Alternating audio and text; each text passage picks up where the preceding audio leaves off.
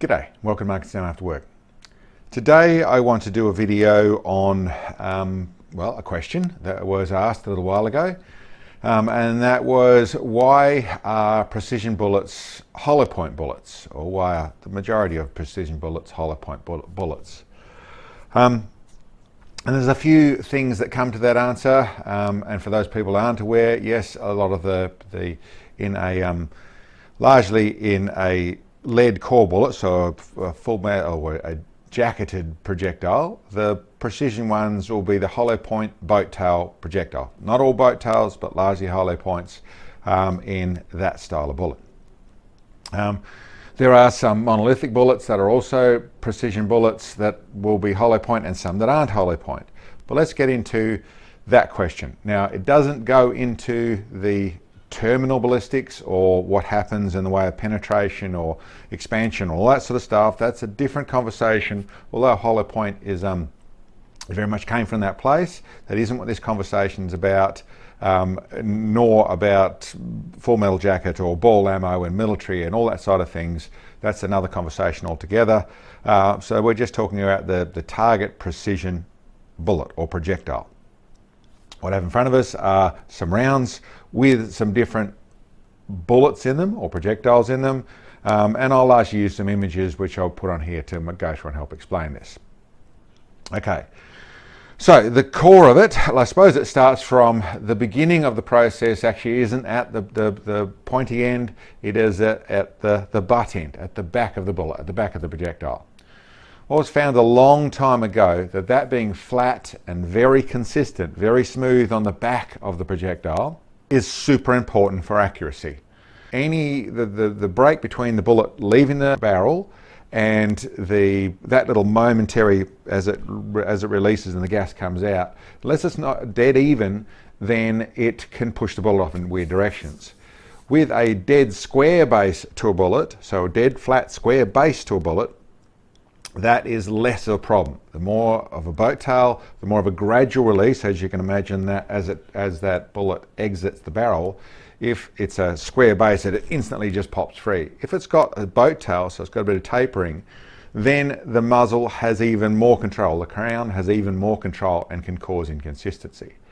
So that's one thing. The other thing is, in traveling through the air, how consistent, how flat that base is very important for how consistent and accurate consistently, which is accuracy, that bullet will travel through the air.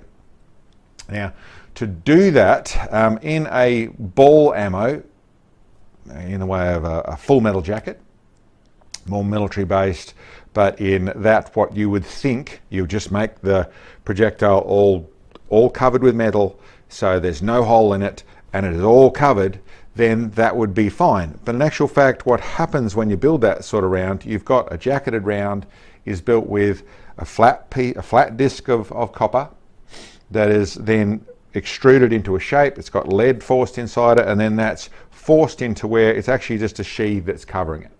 So it ends up with a hole. It's got to have a hole at one end or the other end, a bit where that envelopes back around and joins back into it. So the normal ball ammo has the hole at the back, and you have exposed lead at the back.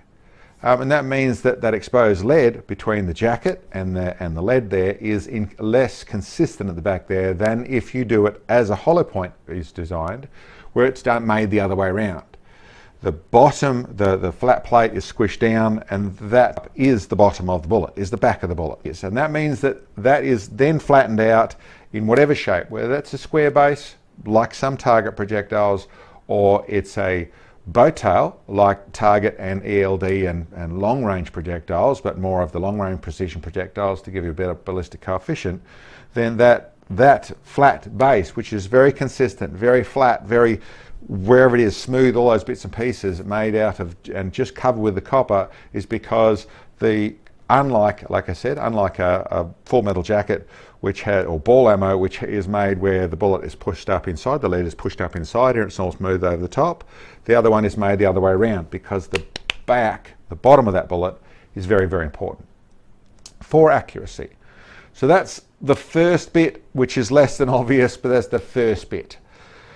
The next bit, if we come to the top, in the way of actually just making a projectile, making it all super smooth, push it down there, smoothing it back up, becomes a quite a simple way to manufacture it.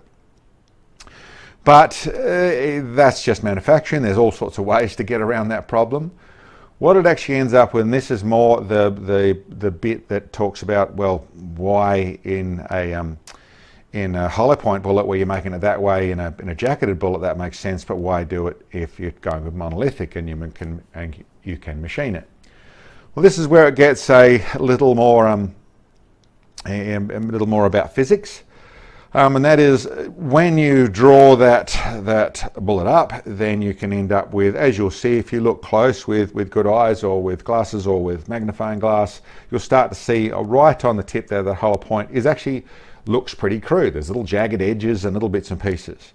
And it's why some of the guys will go with tipping bullets, where you actually machine them back to flat and then actually mandrel them down to make them super smooth. And you can make little gains out of that. But if you look closely, you'll find that little top, there's like a little castle sort of arrangement.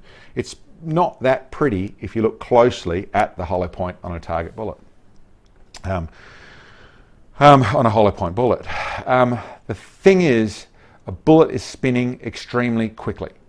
So that means a really slow RPM on a bullet is around 60,000 RPM.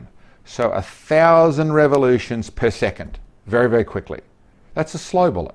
A fast bullet is spinning at sometimes up to 5 times that fast, up to 300,000 RPM. So even at a slow one, it's spinning that quickly that any little irregularities in the physics of moving through air and that sort of stuff, it actually turns into whatever those roughnesses are, then that tip, which has got those little ugly castles and things on, is actually spinning that quickly that it's actually going to turn into a perfect little smooth little circle, is what it's going to turn into.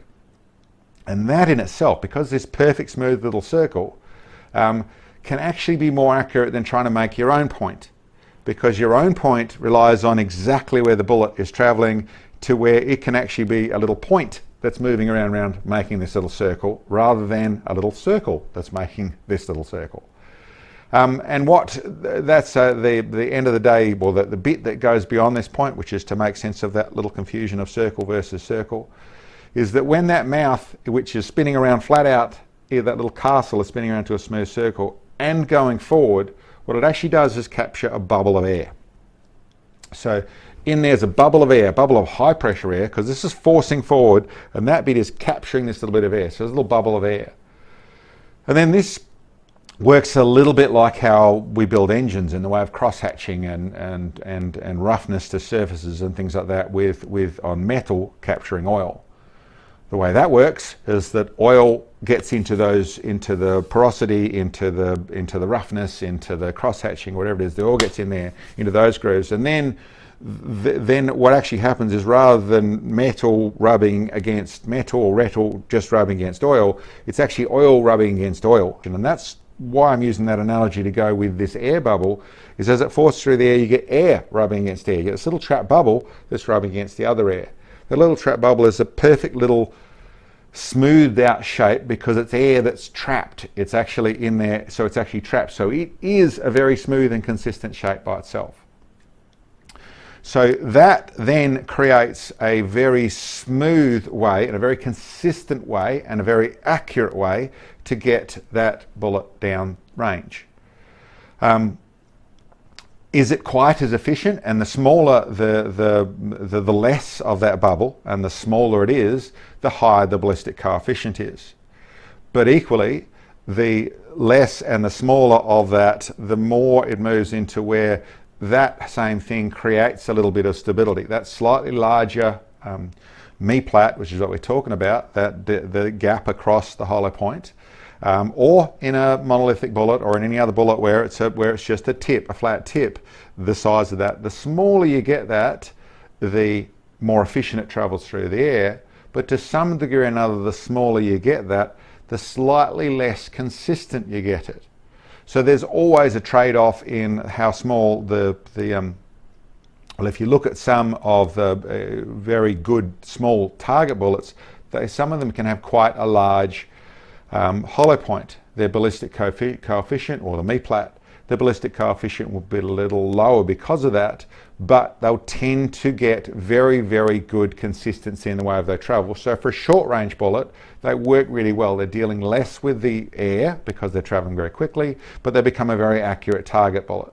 Once you go to a long range bullet, then they start to pull in that me-plat, give more boat tail. These things actually can cause a little less consistency in the way of their or accuracy, inherent accuracy I should say, but in the same breath they start to fight.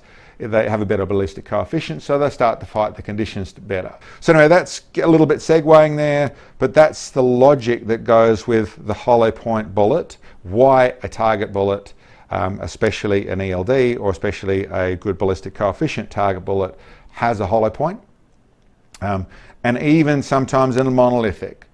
Now there is, the better you do your job of design, and a me-plat you can get down to a smaller point, and I have certainly done the testing myself where that does increase. The pointier you get a bullet, the better ballistic coefficient you get. It can be at the trade-off to its accuracy, its inherent accuracy, how smoothly or how straight it travels through the air. A little bit more of a me-plat, a little bit bigger hollow point, and even down to the secant radius, which is the actual shape of the front of the bullet. The bolder, more bullnose you get it, they tend to be more inherently stable, but they tend to not fly as well. They tend to be less efficient at traveling through the air. So a lower BC. So there's always a trade-off there, but to finish it all off, that's why a hollow point bullet, that's why a target round is a hollow point bullet. And that's why we have the hollow point boat tail bullet. Like I said, that's really talking about a long range precision is what you're talking about there, but that's the logic to go with them. A ball ammo is made the other way around. It has an opening, whether you can see it or not, the opening's at the rear. It's a little less consistent, but it's not trying to be a super accurate round. A target round made the other way around for the ease of making it. Then it turns into that me-plat, the hollow point, that little bubble of air. All those bits and pieces is why we have hollow point bullets for precision shooting. Anyway guys, that's what I can tell you today. I hope that made some sense. I hope you liked the video, and we'll catch you next time.